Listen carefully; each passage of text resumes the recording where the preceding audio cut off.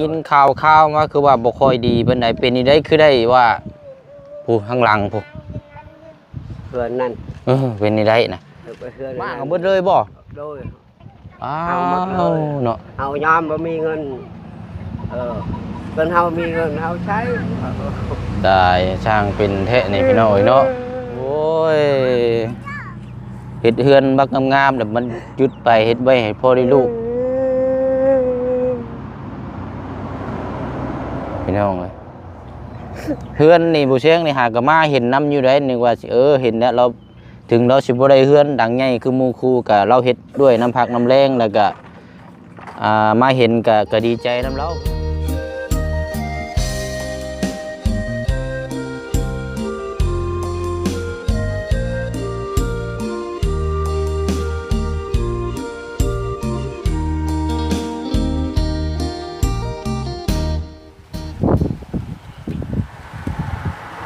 พี่น้องเนาะมาผมมาเจอกันอีกคือเก่าบรรยากาศยามเช้าอยู่บ้านสกีพินเนาะขึ้นกับเมืองเซโปนแข่งสวรรค์นาเขตพี่น้องเนาะพอน้องเปียวอยู่ข้างกระต๊อบน้อยคอยทางหรือว่ากระตูกเนาะของทางโพตู้อาเรียเนาะพี่น้องเนาะก็ได้ยินข่าวมาว่าเรื่องราวก็บ่ค่อยดีปานใดเนาะมื้อนี้ก็มาเยี่ยมมายามมาถามไทยเบิ่งเป็นในใดที่มาที่ไปเนาะพี่น้องเนาะกราบสบายดีและสวัสดีพ่อแม่พี่น้องเบิดสุขุสุคนเด้อพี่น้องเนาะพบเจอกันอีกคือเก่าคือเดิมเนาะพี่น้องเนาะฝากพ่อแม่พี่น้องเนาะก่อนจะเข้าไปหับไปส้มก็อย่าลืมเด้อพี่น้องเด้อเนาะเป็นอีกดวงหนึ่งดวงกำลังใจเนาะฝากกดไลค์กดแชร์แล้วก็กดกระดิ่งตีระฆังให้ทางผู้เสียงนะพี่น้องเนาะเอาละไปถามเบิ่งเนาะพวกเราก็อยู่ได้พี่น้องเนาะเรื่องราวนี่ก็ผิดพลาดจากทางลูกเต้าว่าซั่นเนาะเกิดเจอความดื้อมั่งเนาะสิเว้ากันเดี๋ยวไปพูดคุยไปถามตัวจริงน้ำกันพี่น้อยเนาะอยู่เทิงหมดละ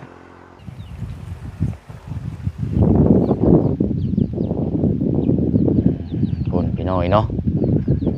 โอ้ยเป็นไงได้อาเลีย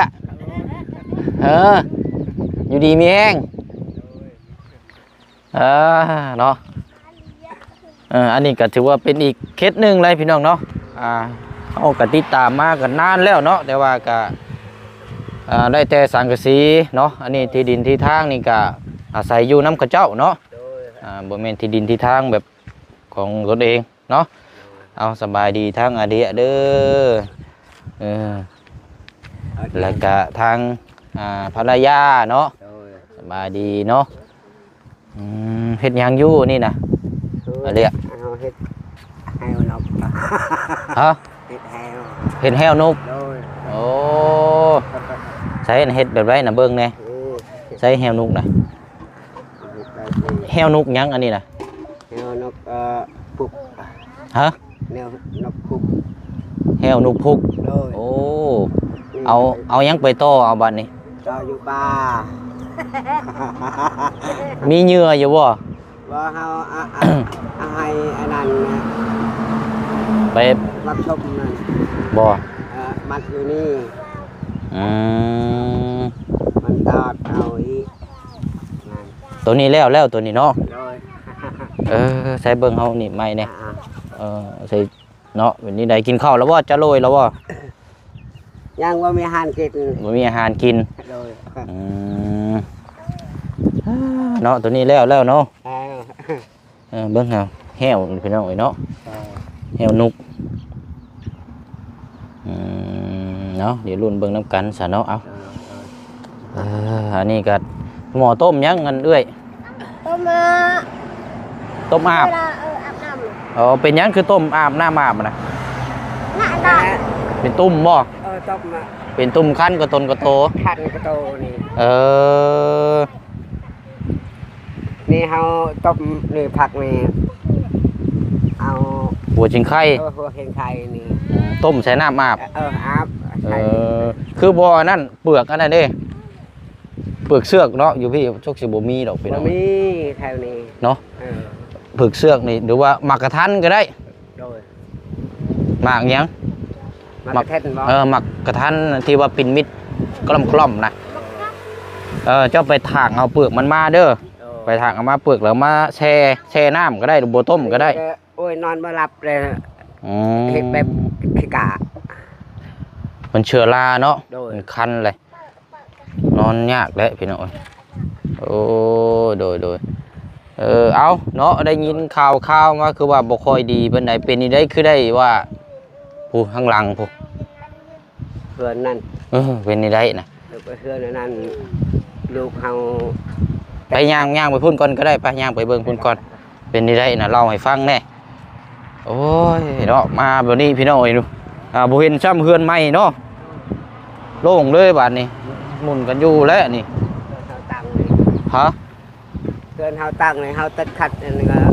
อยู่บ้านนี่ก็ลูกเขาอันนั้นนี่บ่แต่กระทงแล้วกระทงไทยว่านี่ตกชาลชับนี่แต่ลูกเขากับเก็บเอาโทรศัพท์โดยเก็บเอาบ้านนี้เก็บเอาแต่เปิดเบิ่งบ้านนี้มันเต็ดลูกเขาไปดูอาชัยเด้เดี๋ยวเอาแง่ซะนี่เรื่องเล่านี่คือเกิดจากลูกเจ้านำไปเก็บโทรศัพท์แม่นบ่ตกชาชับอ๋อลูกเจ้าเฮ็ดโทรศัพท์ตกโทรศัพท์ไผนะอยู่บ้านนี้คนในบ้านนี่บ่ตกบ้านนี้เอาใต้ชาชับเฮานี่เฮาอยากได้เงินเฮาบ่มีเฮาขอก็บ่มีเอาเจ้าเฮือนเฮาอยากได้ญานี่นั้นก็เจ้าไปแป้งเฮาก็ย้อมแล้วบ่มีเงินโอ้เดี๋ยวเอาง่ายๆซะนี่ลูกเจ้าคนกกหั่นบ่โดยแล้วไปเฮ็ดโทรศัพท์เจ้าไปเฮ็ดโทรศัพท์อันเขาเจ้าคนในบ้านนี่ตกแตกบัดนี้เพิ่นอยากได้เงินอยากได้เงินเท่าไรน่ะเพิ่นอยากได้น่ะอยากได้โทรศัพท์อันนั้นจะน่ะสิก็ไปอยากได้ได้โทรศัพท์โฟนนั่นอยากได้เครื่องใหม่อยากได้เครื่องใหม่ก็เฮาบ่มีเงินเฮายอมแบบนั้นคือเฮาเอาญานี่ก็เฮาชงญานี่แล้วนั้นเอาอยากเฮ็ดเขื่อนแบะเป็นเจ้าให้นี่แล้วบัดนี้อันบ่มีเงินอันให้เอาเงินให้โทรที่ว่าดูเฮ็ดโทรศัพท์ตกแตกนั่นมื้อนี้เพิ่นอันเจ้าก็เลยเอาเฮือนหลังนี้มอบให้เพิ่นบ่โดยเฮาจะให้เฮือนนี้เด้อเฮาจะเฮ็ดเฮือนครัวเฮือนแบะย่าก็เจ้าบ่มีเงินนั้นเท่าไรอันนั้นน่ะเท่าไรอันคันโทรศัพท์น่ะโทรศัพท์จักเฮาบ่ฮู้ช้ำมันชื่อโทรศัพท์แต่ว่าเพิ่นอยากได้ไม้อยากได้ไม้เฮายอมกับมันบัดนี้เฮาทุกข์ยากบ่มีเงินใช้แล้วเจ้าก็เลยเอาเฮือนหลังนี้มอบให้เพิ่นเลยเฮามอบเลยไปเจ้าเอานี่เฮือนหลังนี้มองเราปลูกอยู่นี่แหละพี่น้องตอนก่อนหน้าได้อันบ้างเอาเบิดเลยบ่โดยเอาเนาะเฮายอมบ่มีเงินเงินเฮามีเงินเฮาใช้ได้ช่างเป็นแท้นี่พี่น้องเนาะโอ้ยเฮ็ดเฮือนบักงามๆแล้วมันหยุดไปเฮ็ดไว้ให้พ่อได้ลูกพี่น้องเอ้ยเฮือนนี่ผู้เชียงนี่หากะมาเห็นน้ำอยู่ได้นึกว่าสิเห็นแล้วเราถึงเราสิบ่ได้เฮือนดังใหญ่คือหมู่คู่ก็เราเฮ็ดด้วยน้ำพักน้ำแรงแล้วก็มาเห็นก็ดีใจน้ำเราพี่น้องถึงเราจะเป็นคนที่แบบแบบเว้าภาษาบ่ค่อยได้หรือว่าจังได๋แต่ว่าเฮาเห็นแล้วเฮาสงสารแล้วเฮามาตลอดเนาะลูกเฮาก็บ่ฮู้ช้าเปิดก็ตายแล้วจักเอาไปฮู้เจ้าแป้งเอาบ่มีว่านี่เจ้าเอาเฮือนเอานี่วันนี้ก็เลยให้กับเจ้ายึดเอาเฮือนมั่างไปเลยมั่างไปเลยเอายอมกับมันแล้วก็ไปเอาไปได้ติดนี่เด้อเขาให้เงินญานี่แล้วงานเราอุกใจได้แล้วเนาะพี่น้องยังว่าดังน้อยอยู่แต่ว่ากะเฮาลูกเต้านอนมันก็อบอุ่นเนาะของเฮาสร้างโดยมือเงินน้อยนี่ลูกเฮานอนเฮ็ดให้ลูกนอนเรากับพี่น้อง หลังนี่อันหลังต่อข้างหลังนี่เจ้าน่ะนอนกับปู่กับเมียอยู่นี้เนาะก็เขาว่าลูกก็ใหญ่แล้วก็อยากให้กับเจ้าแยกออกมานอนอยู่ใกล้ๆนี้เนาะแต่ว่าเหตุก็คือว่าแหละเนาะลูกเฮ็ดโทรศัพท์ตกแตกแต่ราคาเนี่ยบ่ฮู้ว่าเท่าไหร่แต่ว่าเพิ่นมากเอาไปเบิดเลยเนาะเป็นไม้เป็นเสาเป็นผักหยังก็หลังคาหยังก็เอาไปเบิดเลยเอาหมดได้จักมือแล้วกูอันเดียวอันนี้ฮะชาบมือมื้อนี้ได้3มื้อนี้โดยโอ้มันมีเงินก็มันไปแป้งมันงามเอาก็บ่มีแต่ให้ยานี่แล้วจะบ่ได้ติดนี่ดอกเฮาแล้วให้เพื่อนนอนลูกเฮานอนเฮ็ดให้ลูกเต้าแน่นอนเนาะมันแคบกันเพื่อสะดวกสบายเนาะสะดวกสบายนั้นเพื่อนเฮา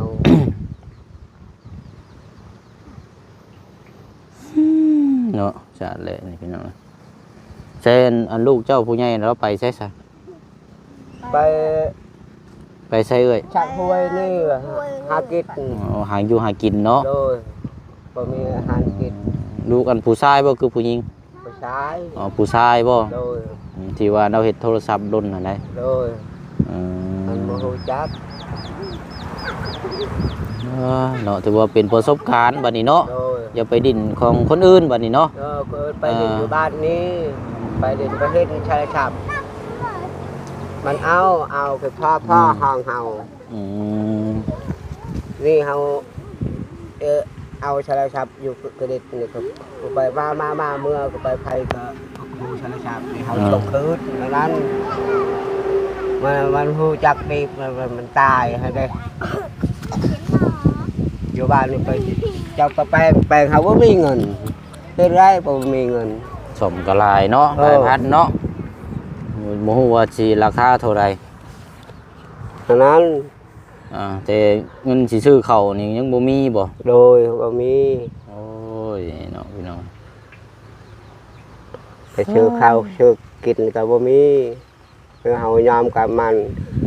เฮาอยากเฮ็ดเฮือนครัวเฮาเฮ็ดเฮือนแบ่เฮาเจ้าให้นี่แล้วเฮาบ่ได้เต็มนี่หรอกเอานั้น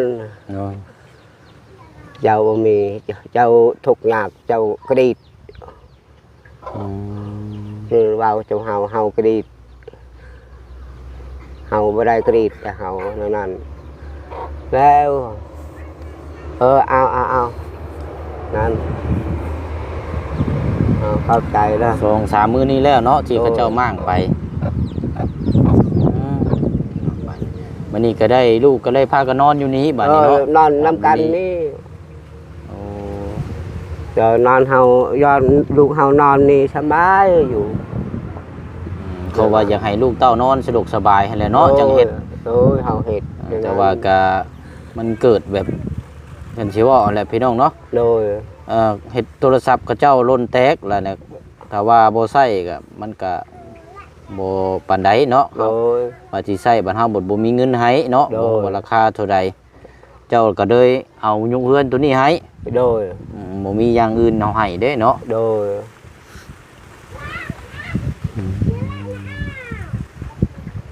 อันดินอันนี้ก็เป็นดินของเขาเจ้าอยู่เนาะ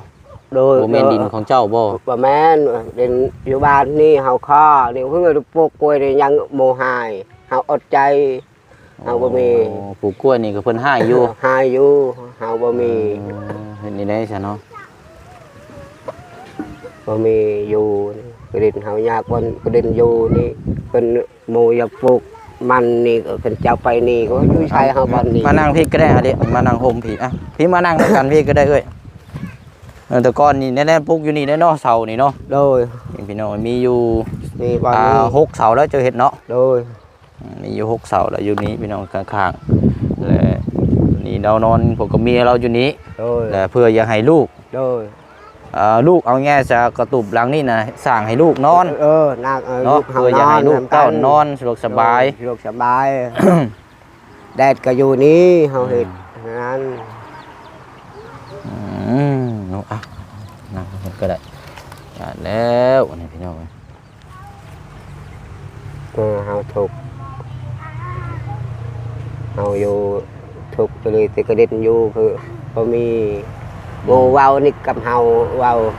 เพิ่นเฮาอยากเฮ็ดอันนี้เจ้าอยู่ไสจักเฮาอยู่ไส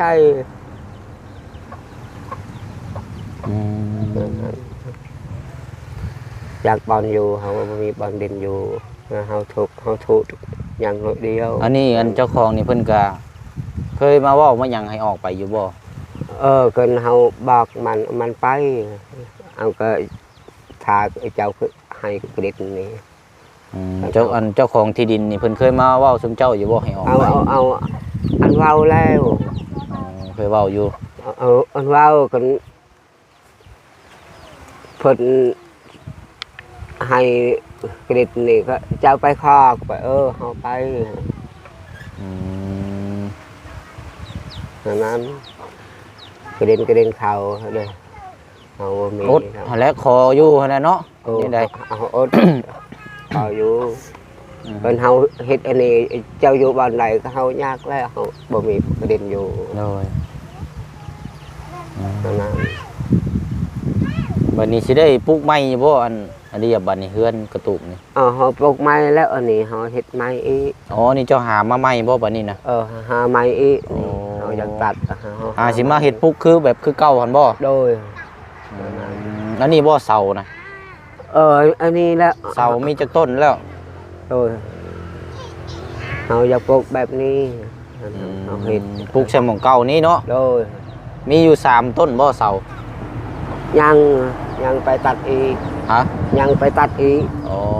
เท่ากับเอา6ก็มาเพิ่มอีก3เนาะโดยตัวข้างหลังอันนี้สิเอาเฮ็ดหยังอันนี้เอาพื้นไว้จุบ่นี่จะพื้นไผ่นี่เฮาจุนี่พื้นจุไผ่เนาะแต่ตัวนี้เนี่ยเฮ็ดเสาเฮือนนี่ต้องไปตัดมาใหม่อีกเนาะโดย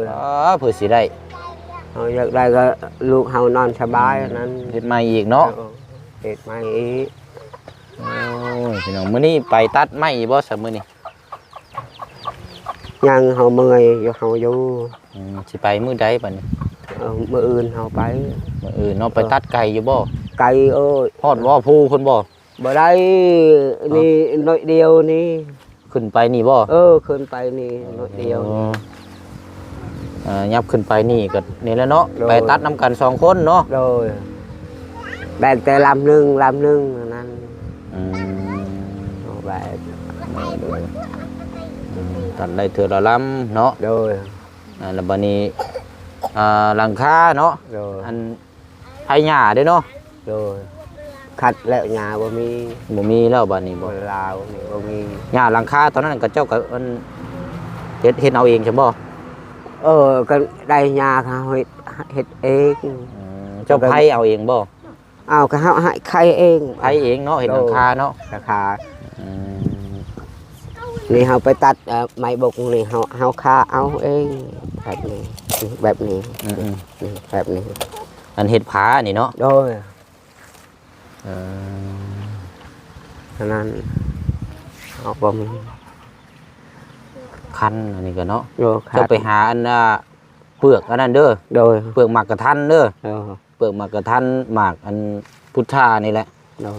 เอามาแช่น้ำนี่ใส่กะละมังใส่คูเจ้ามีอยู่บ่คูเจ้าหมดแตกแล้วกระถางมีอยู่บ่มีกระถางใส่น้ำกับบ่มีโดยโอ้ยเนาะเวลาอาบน้ำเปิดใช้ใช่เปิดปล่อยอาบอยู่นั่นเลยบ่มีกระถางแช่ใช่เนาะโดยบ่มีกระถางใส่เนาะกระถางใหญ่ๆจักน้อยเนาะเปิดน้ำใส่นั่นแหละไปเอาเปลือกมันเด้อคันว่ามีหมักกระทันพุทราที่เขากินมาเปลือกเจ้ามาแช่บ่ต้องต้มก็ได้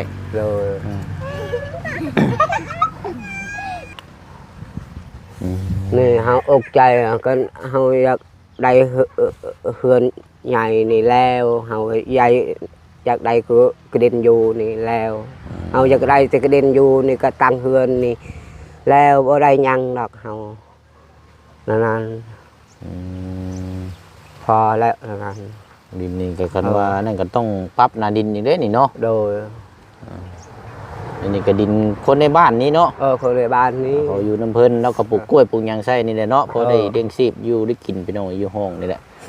มันก็ งั้ เป็น น เฮาปลูกกล้วยนี่ก็บ่มีข้าวกินก็เฮาตัดนี่เฮาขายเตเวียดแต่ได้15,000นี่เฮาชื่อข้าวกินนั่นเฮาโปรยน้อยเดียวนี่ยังบ่หายเฮาอดใจเฮามีกระดินอยู่ก็ระหว่างนี้ยังบ่หายกันเจ้าอยากหนีนี่พระไผอยากไปบ่ไหลอยู่ มันบ่มีหม่องไปเนาะ บ่มีมอง ไล่ก็คือเก่านะจะสิไปใส่เนาะ คือเก่าอยากไปใส่ โอ้ยเนาะพี่น้อง นั่นเขาอกใจนั่นมันมีกระดินอยู่ก็เขาอยู่ตลอดอยู่นี่เลยเขาบ่มีดินอยู่นั่นเขาอกใจน้อยเดียวนี่เขาอกใจไปเจ้าก็ดีดเขาก็ดีดของเงินคำก็บ่มีเฮือนอยู่ก็บ่มีก็ดีด อันสู่เพื่อท่องเพื่อใส่เนาะ โดย แล้วก็สู่เพื่อลูกเพื่อเต้าอีกเนาะ โดย มนุษย์หลายชิงหลายอย่างเนาะ โดย ถูกมันเมื่อยแล้วพี่น้องเอ้ยเนาะ โดย ยิ่งมาบีบจุดบีบบังคับจังซี่ก็ยกตัวอย่างคือของปลูกของพังจังซี่เนาะเฮาอยู่กินกับเจ้านี่มันก็เมื่อย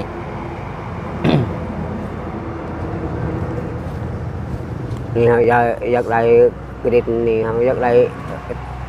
ตังเฮือนนี่ คันว่ามีดินเป็นของตัวเองนะเจ้าก็สบาย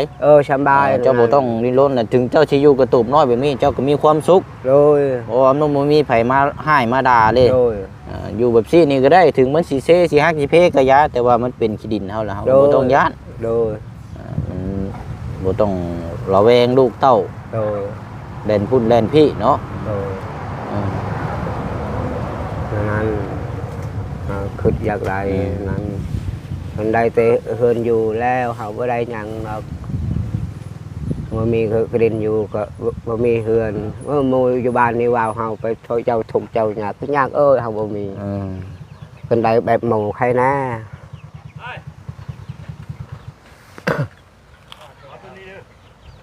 นี่ยังยังไง มีแนวตัวนี้หมักแนวของตัวนี้ป่ะ ซื้อบ่ เพราะอันเนื้อ ขอนี่เด้นี่ไม่ตู้นี่ขอน้ำมายะน่ะขอน้ำมายะน่ะไอ้เวียดพี่น้อยเนาะ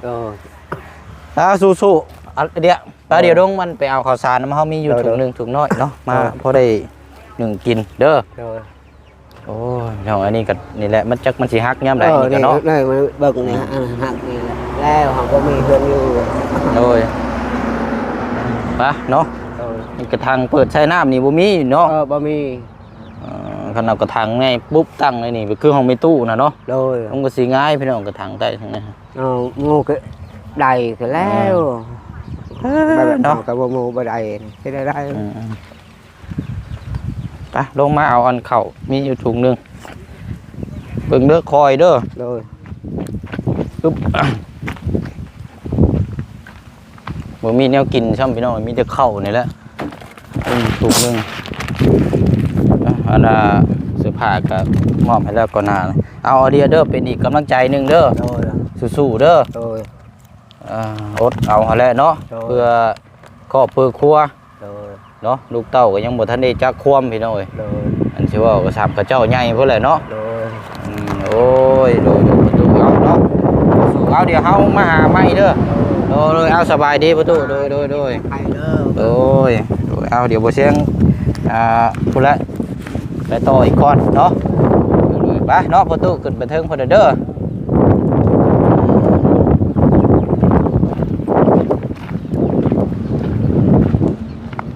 นี่แหละพี่น้องเนาะท่านบ่ถามก็บ่ฮู้คันบ่กินก็บ่อิ่มคือเพิ่นว่าแล้วเนาะพี่น้องเนาะคนเฮาถ้ามันมีความทุกข์ความในใจนี่เว้าออกไปทางใดนี่มันก็บ่ได้ผิดเลยพี่น้องเนาะเพราะว่าเว้าออกมาโดยจิตโดยใจเฮาบ่ได้มีการแสดงเว้าเนาะเหตุก็เกิดจากลูกเนาะลูกชายกบเนาะแล้วพี่น้องไปดินกับหมู่ครูคนในบ้านนี่แหละเนาะไปดินโทรศัพท์กับเจ้าเลยทำโดนตกแตกบัดนี้ก็ เจ้าของโทรศัพท์นั่นอยากให้ไปซ่อมหรือว่าซื้อใหม่เนาะแต่ว่าเรานั่นผู้เป็นพ่อนี่มุดหนทางแล้วพี่น้องเนาะเงินก็บ่มีโทรศัพท์นี่ก็บ่รู้ว่าเขาเจ้าสิเอาเท่าใดแต่ว่าเราก็เลยบ่มีทางเลือกเฮือนกระต๊อบหลังปุ๊กใหม่ๆที่ทั้งพ่อน้องเปียวถ่ายอัปเดตให้พี่น้องก่อนหน้านั้นนั่นแหละพี่น้องเนาะเราสร้างไว้ให้ลูกเรานอนเพื่อความสะดวกสบายให้ลูกเต้า